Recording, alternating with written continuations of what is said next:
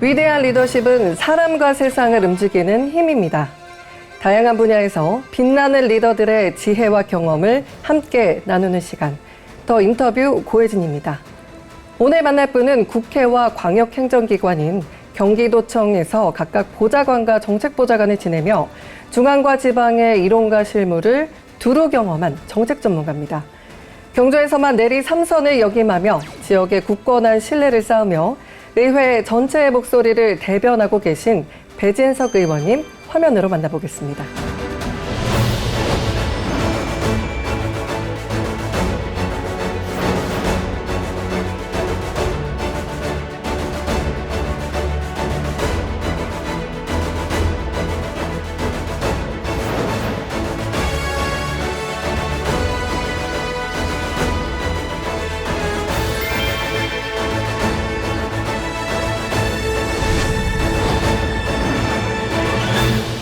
네, 부회장님 어서 오십시오. 반갑습니다. 네, 안녕하세요. 네, 먼 길 오셨죠.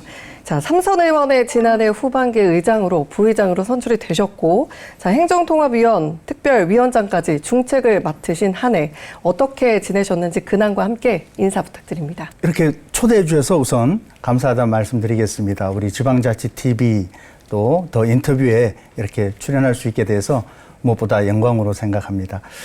최근에는 여러 가지 이제 세계의 주목을 받은 에이펙 경주가 얼마 전에 끝이 났습니다. 끝이 난 게 다가 아니고 그 에이펙 경주를 통해서 그 성과를 더 이어가기 위한 포스트 에이펙에 대한 준비, 그리고 경상북도 의회는 11월부터 정례회가 열려 있습니다. 그래서 행정사무감사와 내년도 예산을 심의하는 그런 중요한 기간이 되겠습니다. 그리고 지역적으로도 많은 이제 축제와 각종 단체들의 이취임식 등 많은 일들이 동시에 벌어지고 있죠. 그래서 하루가 정말 바쁜 나날을 보내고 있습니다. 네, 오늘 다양한 질문들 속에서 또 많은 이야기 나눠봤으면 좋겠습니다. 네, 감사합니다. 자, 부회장님 삼선 의원이셨고 또 10년 넘게 의정 활동을 해오셨습니다. 네, 그렇습니다. 경상북도는 참 넓은 지역입니다. 그리고 260만 명의 우리 도민이 계시고 22개 기초단체가 시군이 있는 단체죠. 그러다 보니까 굉장히 많은 수요가 있고 또 복잡한 일들, 또 복합적인 도농복합 도로서 해야 될 일들이 참 많죠. 각각 우리 시군을 대변하는 우리 의원님들의 그 요구와 또 의원님들을 어떻게 잘 조율시키느냐, 그 과정에서 우리 도의 발전을 어떻게 추진해 나가야 될 것인가에 대한 그 조화에 대해서 굉장히 많은 고민을 하고 있고 노력을 하고 있습니다. 또 이와 함께 우리 집행부를 견제해야 되는, 그런 감시와 견제해야 되는 그런 또 중책을 맡고 있죠. 네, 그렇다면 현재 경북도전이 가장 중요하게 생각하는 최우선 현안 무엇일까요?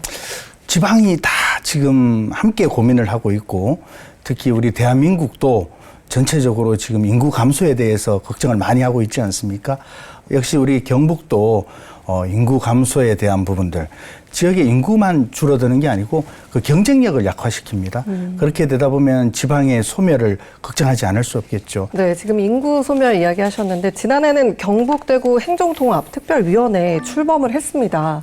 이 대구 경북의 행정통합을 추진하려고 하셨는데 지금은 중장기 계획으로 밀려났어요. 이게 지금 무산이 된 건가요? 지금 현재로서는 뭐 결과를 먼저 말씀을 드리면 중장기 과제로 지금 다시 검토를 해야 한다, 이렇게 좀 마무리가 된 상황이긴 합니다만, 이 처음 대구와 경북과 대구의 통합이라는 그 논의가 시작된 것도 다 지역의 경쟁력을 강화시켜야 한다. 네. 또 인구 감소 시대에 어떻게 하면 지역이, 이 지방이 살아남을 수 있을까라는 고민에서 시작을 한 문제거든요. 대구와 경북의 통합이 필요한 이유는 좀 전에 말씀드렸던 바와 마찬가지로 지방이 갖는 위기에서 비롯된 것입니다.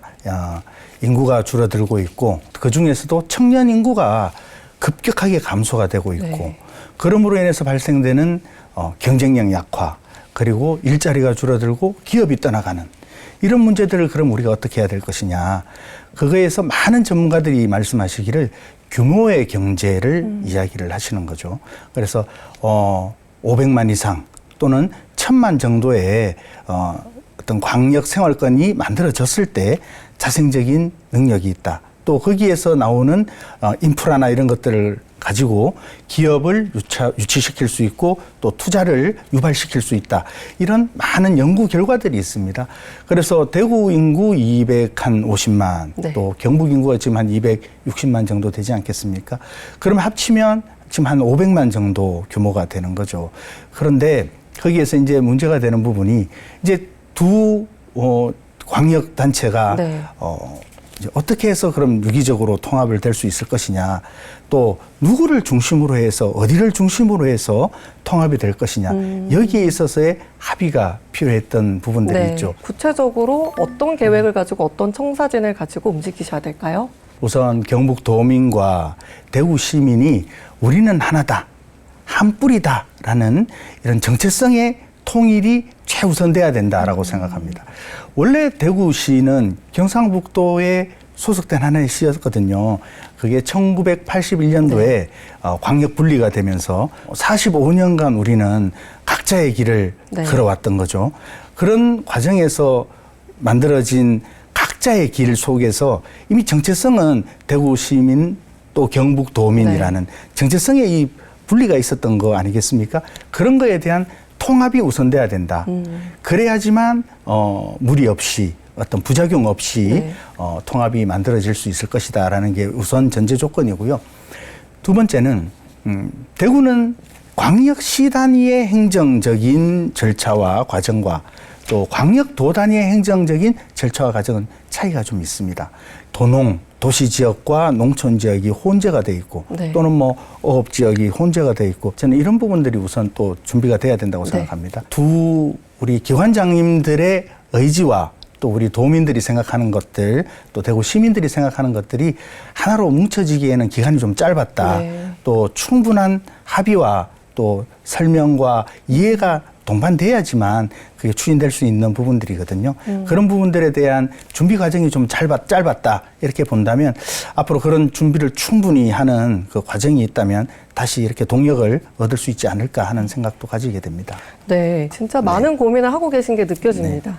자, 그러면은 화제를 이번에 좀 바꿔볼게요. 지난 2022년 7월로 한번 가보겠습니다.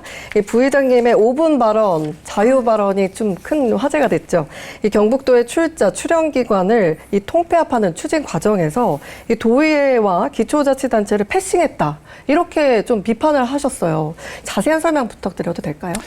네, 뭐 그때 당시에 제가 5분 발언했던 내용은 우리 광역자치단체 경상북도 안에 있는 출연 기관들이 있습니다. 네. 각 기관들의 이제 특성과 각 기관들의 뭐 업무라든가 이런 것들을 다시 한번 검토를 해서 묶을 수 있는 거는 묶고 또 분리할 거는 계속 분리해서 운영하자는 그런 취지죠. 취지 자체가 나쁘다라고 볼 수는 없습니다. 네. 그러나 그걸 통합하는 과정이 굉장히 비민주적이었다. 또 그 통합하는 그 과정 속에서 충분히 고려해야 될 점들이 고려되지 않았다. 이런 차원에서 제가 문제 제기를 했던 거고요.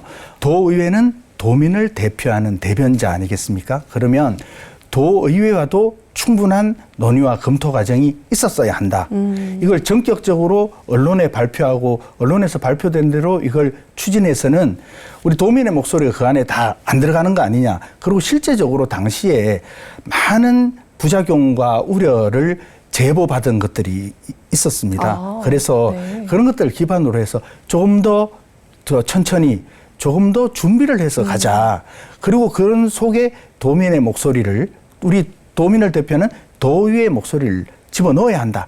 이런 차원에서 제가 말씀을 드린 거죠. 이 직후에 경북도의회 인사청문회 조례안 이 발의를 하셨어요. 대표로 네. 발의를 하셨고 이 조례안 통과로 인사청문회를 대상 기관을 7곳에서 11곳으로 대폭 확대가 됐다고 이렇게 전해 들었거든요. 지금은 이제 인사청문회 기관이 11곳에서 12곳으로 한 곳이 더 늘었습니다. 제가 이 인사청문회 조례안을 처음 발의했던 게 2016년도입니다. 인사청문회 개정 조례안은 2023년도에 통과가 됐습니다만 이 인사청문회 조례안을 통과되기까지 무려 7년이라는 시간이 걸렸습니다. 굉장히 오래 제가 걸렸네요. 초선 때 네.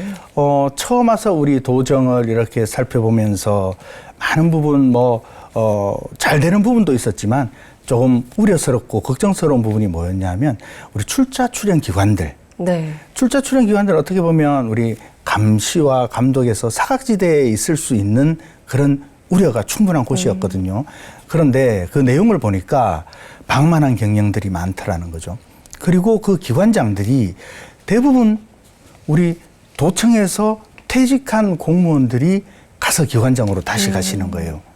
거의 7, 80% 이상이 도청 퇴직 공무원들이 가게 되시다 보니까 네. 관피아 논란도 있을 수 있고 또 자기 선배들이 거기 기관장으로 가 있으니 그걸 감시, 관리, 감독해야 되는 공무원들이 선배들 어떻게 하겠습니까?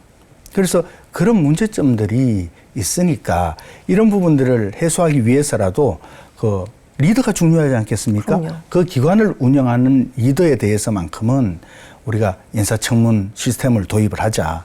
그래서 개인에 대한 어떤 청렴성과 도덕성도 확인해야 되겠습니다만 그 기관을 운영할 수 있는 충분한 능력이 있는지 또 어떤 비전을 갖고 그 기관을 운영하려고 하는지 그걸 한번 들어보자. 그래서 도민의 눈높이에서 그런 인정되는 사람들이 거기 갔을 때 진정 우리 경상북도를 위해서 또 도민을 위해서 성과를 내고 일을 할 수 있지 않겠느냐. 그런 의미에서 제안을 했는데 굉장히 저에게는 의미도 있고 또 보람도 있는 그런 조례가 되었습니다. 조례 이야기가 나왔으니까 또 다른 조례에 대해서도 살펴봐야 될 것 같습니다. 이 교육에도 진심이시더라고요. 네. 이 학교 폭력을 예방하기 위한 다양한 방법을 찾아보셨던 것 같은데 경상북도 교육청 학교 폭력 예방 및 대책에 관한 조례안을 또 공동 발의를 하셨더라고요. 당시에는 대책에 앞서서 예방이 중요하다. 이렇게 강조를 하셨는데 지금 이 조례들이 우리 학생을 좀 보호해주고 있나요? 그렇습니다. 이건 결국 학교 폭력은 그 학생 한두 명의 문제가 되는 게 아니거든요. 그 학교 전체의 문제가 되고 네. 그 사회 전체의 문제가 됩니다. 그래서 무엇보다도 학교 폭력이 발생됐을 때 처리도 잘해야 되겠지만 예방을 위한 많은 그런 준비들과 또 예방을 하기 위한 많은 그 과정들을 네. 우리 도교육청에서 해야 된다. 그게 올바른 우리 교육의 한 방향이 될 수 있다. 그래서 그런 조례를 발의를 하게 됐고요. 우리 경상북도 교육청에서 그런 것들에 대한 많은 프로그램들도 개발했습니다. 네. 정책적으로도 개발했고 두 번째는 학교 폭력이 일어났을 때 네. 이게 과연 그럼 어떻게 처리하는 게 다 좋을 것이냐. 결국은 그것 때문에 한 가정에 또 문제까지 그렇죠. 또 벌어지는 경우들이 있거든요. 그런 것들을 조금 더 원만하게 이뤄내기 위한 그런 구체적인 그런 정책들이 다 포함이 돼 있죠. 그다음에 또 작은 학교 위기에 대해서 고민을 많이 하셨어요. 네. 그 소멸을 어떻게 또 대응하고 예방해야 되는지를 고민하셨던 것 같은데 2023년 이 행정사무감사에서 경북의 작은 학교 문제를 지적을 하셨어요. 그런데 당시에 상주시는 56%가 넘었고 또 문경시도 54%가 넘는 이 수치를 모아서 이제 작은 학교라고 지칭을 하신 것 같은데 이 수치가 곧 지역 소멸의 심각성을 보여주는 그런 지표가 되나요?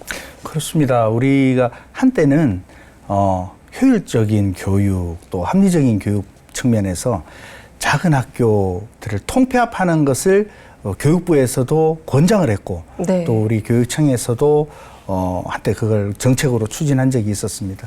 그런데 학교라는 건 작은 학교든 큰 학교든 학교라는 거는 어떤 마을, 그 커뮤니티의 중심에 있습니다. 네.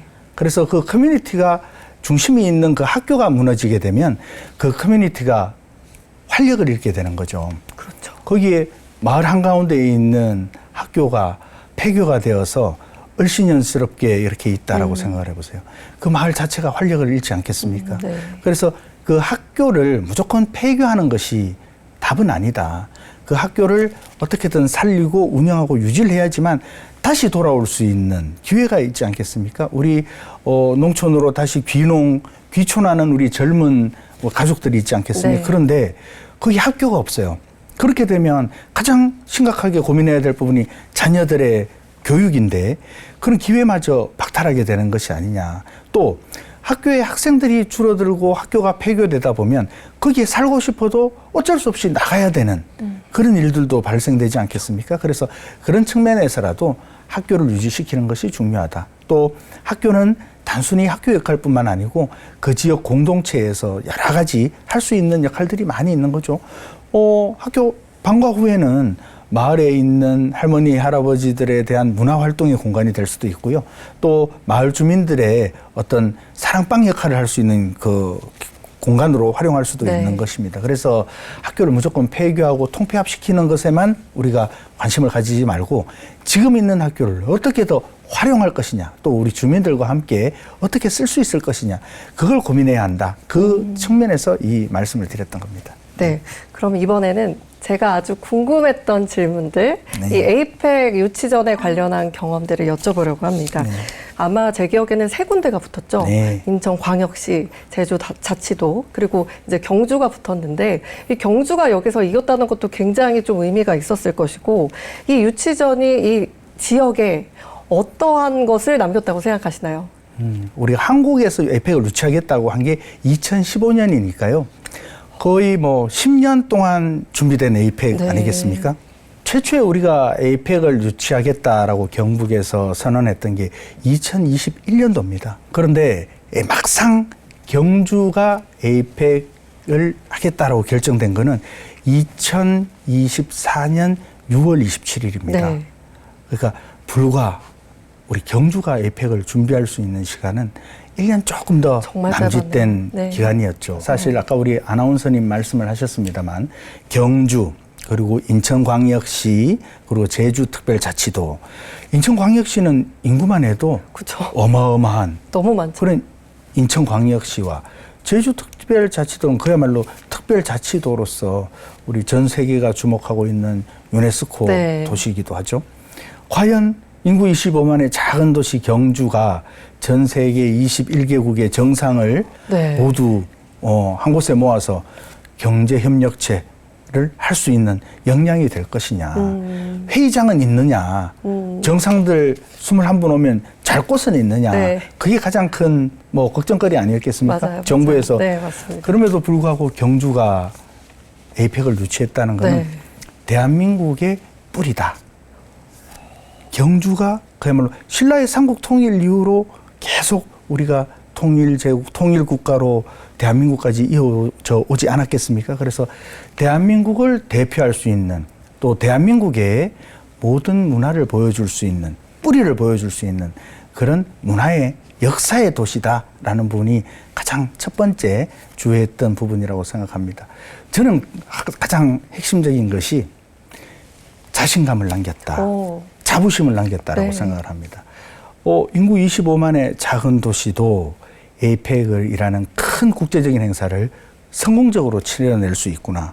또 우리 260만 도민이 결집해서 하고자 하면 네. 더 큰 힘을 결집된 힘으로 만들어낼 수 있구나 하는 그런 자긍심을 남겼다라고 우선 그걸 말씀드리고 싶네요. 아무쪼록 확실한 건 에이펙 전후로 경주가 세계적인 도시가 된 건 확실한 것 같습니다. 그 현장에서 굉장히 많은 에피소드가 있었을 것 같아요. 기억에 남는 그런 일들이 있을까요? 처음 유치할 당시에 우리가 경주가 타 도시에서 유치 서명 운동을 한다는 말씀을 들었어요. 그래서 한 4, 5개월에 걸쳐 한 몇십만 명의 유치 서명 운동을 이렇게 하고 있다. 우리도 해보자.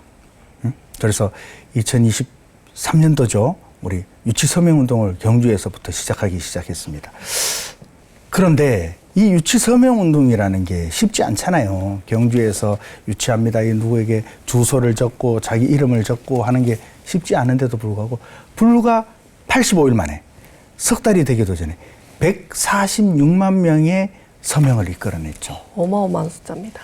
이게 시민들이 하나같이 동사무소에 있는 유치 서명지를 자기들이 네. 받아가서 멀리 사는 친척들에게 보내서 서명을 받아오는 경우도 네. 있었고요. 또 어떤 단체는 서울역까지 올라와서 서울역에서 서명받고 대전역에서 서명을 받고 또 그때 중간에 2023년도 추석 연휴 때는 추석 연휴에 차례 지내는 것도 잊어버리고 황리단길에 그때 많은 관광객들이 오지 않았겠습니까? 황리단길에 천막을 하나 쳐놓고 시민단체에서 릴레이로 그 천막을 지키면서 서명을 받았어요.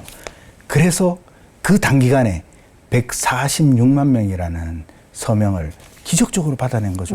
저는 그게 큰 에피소드 중에 하나다라고 생각을 하고, 두 번째는 뭐 잘 아시다시피 지금 그 우리 에이펙 하는 과정에 시민분들 노력이 굉장히 많았습니다. 경주에서 3가지가 없어졌다고 해요. 네.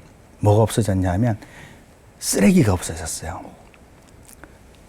지역도 다니면서도 쓰레기를 찾아볼 수가 없어서 오히려 뭐 청소하러 갔다가 흙탕만 치고 오는 경우가 많습니다.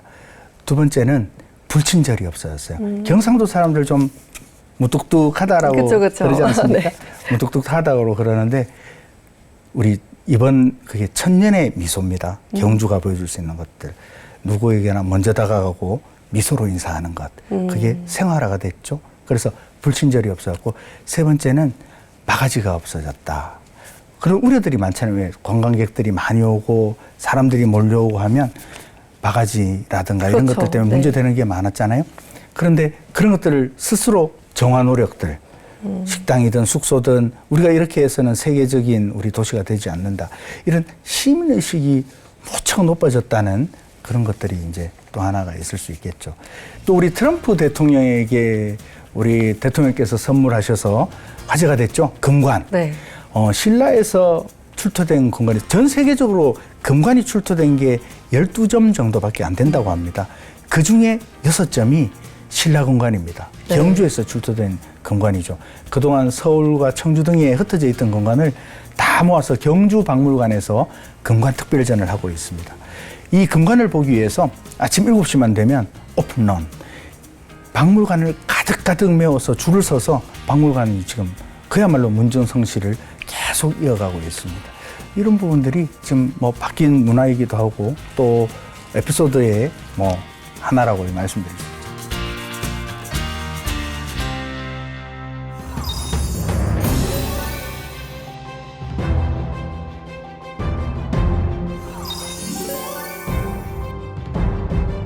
이 결정적인 순간에 결정짓던 어떤 변곡점이 있으실 텐데요. 네. 제가 이 사진을 아주 오래 들여다봤습니다.